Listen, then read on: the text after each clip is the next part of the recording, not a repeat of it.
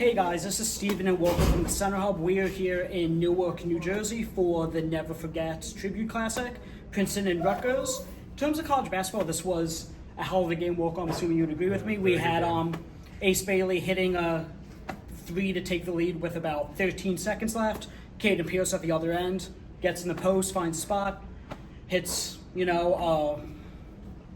one-handed push shot, I suppose, with 5 seconds left to give them a 1-point lead.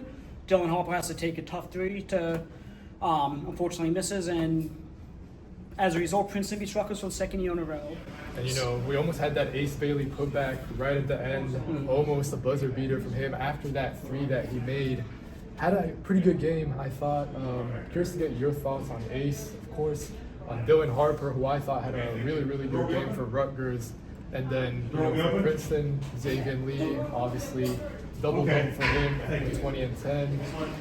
Might have been 21 and 11 if I'm not, mistaken. And then Caden Pierce, I know he's your guy. Yep. So let's start with the Princeton guys real quick. They obviously deserve the flowers after winning this game. I think they were 4.5-point underdogs, but nonetheless it was considered an upset if that's the case. Typically when we talk about a guy's like a walking paint touch, you refer to their athleticism. Xavier Lee is a walking paint touch, and he doesn't have the athleticism of a John Moran or anybody like that. But he's the way he was defended or guarded, he was getting the basket at will. He put some craft on some of those shots. And Caden Pierce, I think a really smart NBA team. He has two-way from Memphis Grizzlies. The same written all over him, the same way Cam Spencer did, in my opinion. Big, could shoot it. He had 7 offensive rebounds today, and I think that's a skill, definitely. Just his physicality with Pierce, I think that's kind of what sets him apart, right? On the glass, on the inside especially, I think that you're not really going to get too many guys with his skill set who actually have, that type of motor as well and that physicality. With Lee, he's not the most explosive athlete. He's quick with the ball in his hands though, and his handle is so good. It's really herky-jerky, he's really able to just chain moves together, tweens and, snatchbacks and changing directions and whatnot. And especially, in that second half, I thought that he kind of took over the game.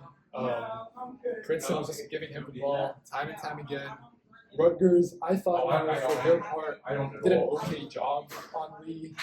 They made things tough for him. I think he probably finished 7 for 20, 7 for 21, something like that. But still, at the end of the game, it felt like every single time that he got the ball, he got the switch, drew out that switch to the perimeter. He was just getting to his spots and making a play nearly every single time. And just for perspective, I would say it was probably I want to say 90% Rutgers fans. It might have been more than that. It was a very Rutgers-dominated crowd. Just to get perspective, this in the press conference, they even said that for Rutgers, it felt like a home game. But the one thing I'll say before we talk about Ace and Dylan is when Wilko and I were watching some of Dylan's warm-ups, I was filming some of Dylan and Ace's shots. I don't know. Dylan, again, very good shooter. I don't want to knock him for that. Little bit of a hitch on the elbow coming a little out, and his feet weren't exactly parallel. Seems like maybe the hip and the feet agility weren't in sync with each other. So I'm not saying anything in terms of, drop them on your board, but I definitely think it's something that is worth noting and looking out for when watching his film. Yeah, I agree. It's something that I hadn't really, picked up on as much. I do think that, if you compare him to even just Ace Bailey, Dylan's shot mechanics and just his process in general is a little bit different. But so far it hasn't, necessarily negatively impacted him. But I do agree it's definitely something that we should keep looking at. It's going to be something that NBA teams, for sure, I expect will nitpick, in summer workouts and things of that nature. Let's see how the percentages live up.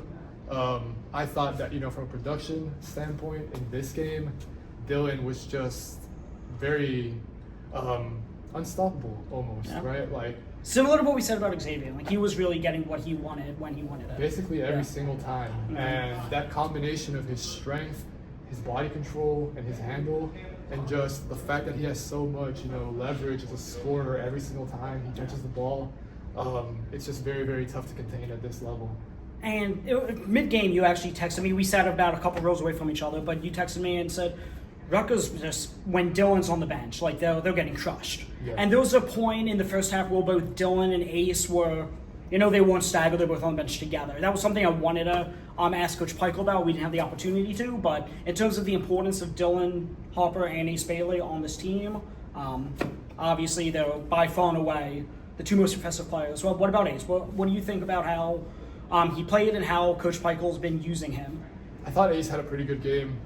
Really liked how he contributed on the glass, actually, and I think that's been a little bit of a trend for him now, right? Like, there's been enough games, I think, where he's added something on the boards for me to feel pretty good about his potential there.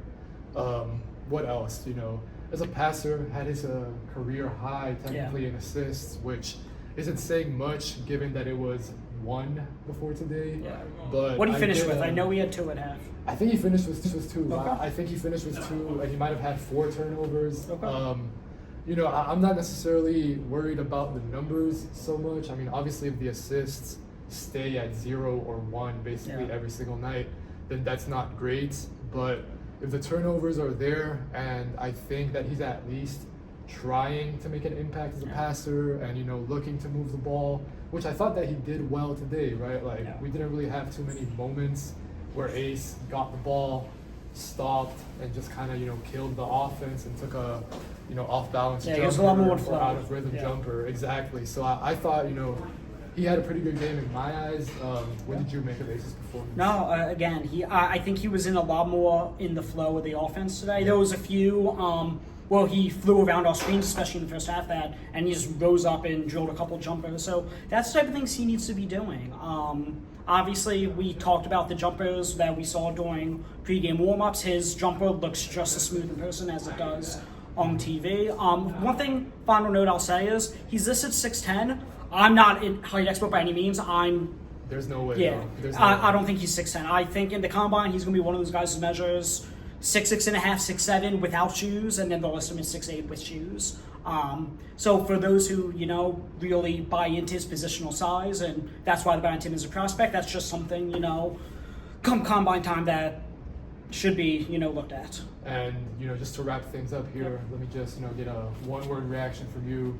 Where would you evaluate these guys in terms of the NBA draft, right? So I'll just give your name, Dylan Harper, right now. Where do you have him? On my board? Yeah. 2. 2? All right. Up next, Ace Bailey.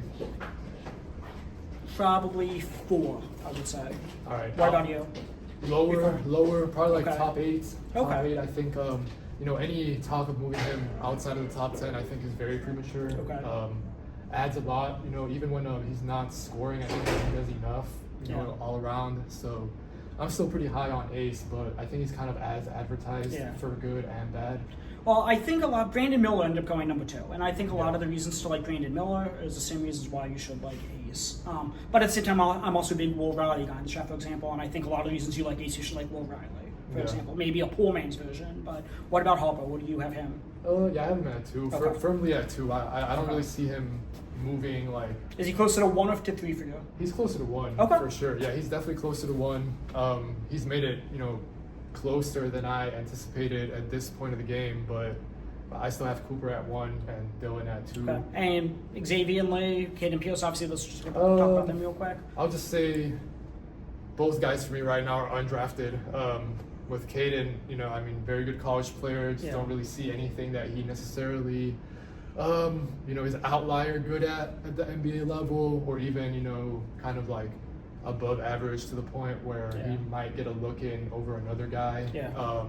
And then with Xavier, I think that his on-ball skill and his creativity and like even just the scoring punch and like the playmaking craft and stuff is definitely NBA level, but the body just like really gives me pause big time. So I have him as a, I wouldn't mind picking him in the second round, honestly, but like probably I think mid-second. he'll go undrafted. Everything said about Xavier in terms of being a walking paint touch. Yes, he's doing that in college. The pros, obviously, his lack of athleticism would catch up with him in terms of that aspect. I think on the last big board I did for the Center Hub Plus, I think I had Xavier in the 50s. So mid to late second round. Caden I did not have on there, even though I do think he could, smart basketball player, could be a high level G League two-way type guy.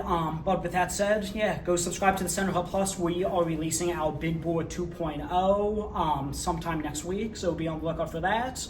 You can see my work, you can see Wilko's work at the Center Hub. Go follow Wilko on YouTube, on Twitter. Do you want to promote your stuff real quick? Yeah, follow me, Twitter at WilkoMCV, YouTube, Floor and Ceiling, TikTok, same thing, Substack, same thing.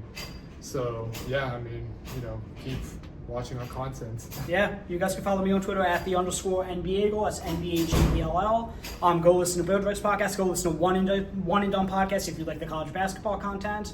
And otherwise, yeah, subscribe to the Center Hub. Be on the look for the things we're doing there. And yeah, we appreciate you guys watching.